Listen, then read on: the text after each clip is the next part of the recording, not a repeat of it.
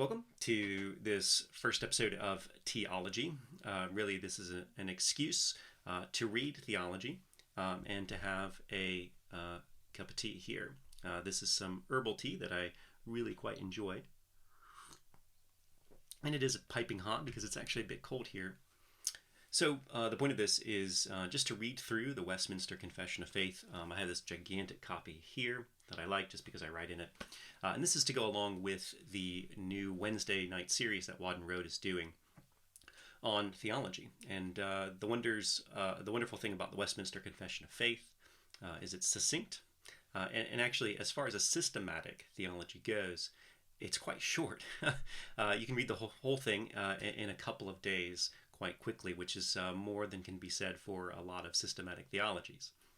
And so to go in concert with the teaching at Wadden Road, I thought it would be a great time to just go through the Confession of Faith slowly, just reading it, not really offering much comment on my end, but just allowing the confession to speak from itself. Oh, and I did find my little extra one here.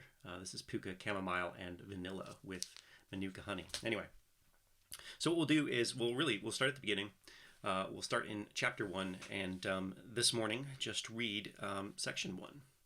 And I'll put it up here so you can follow along with it, because it is a little bit long, but it is good. If you think about where you start a systematic theology matters, where you start a confession of faith matters.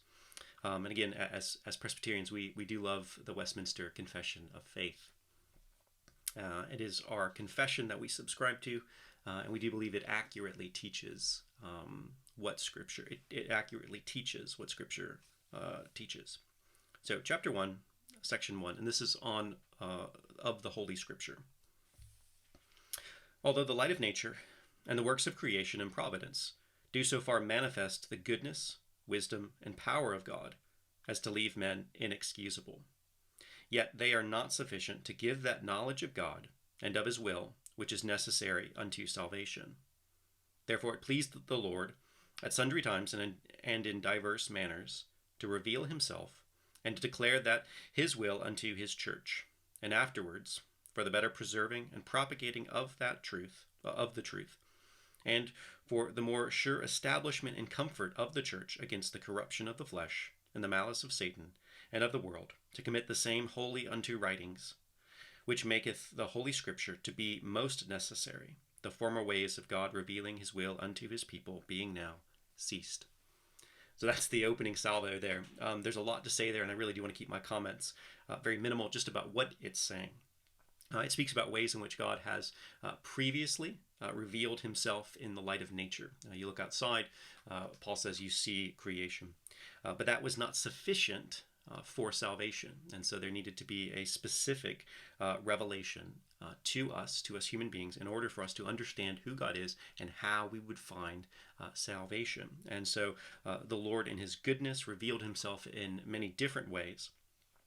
But for the good of the church, for the good of his people, this revelation was committed to Scripture, and it's what we call our Bibles. And so the Bible is necessary. It is absolutely necessary for the life of the believer. That's the beginning of the confession. So there you go. That's chapter 1, section 1. Join me again tomorrow.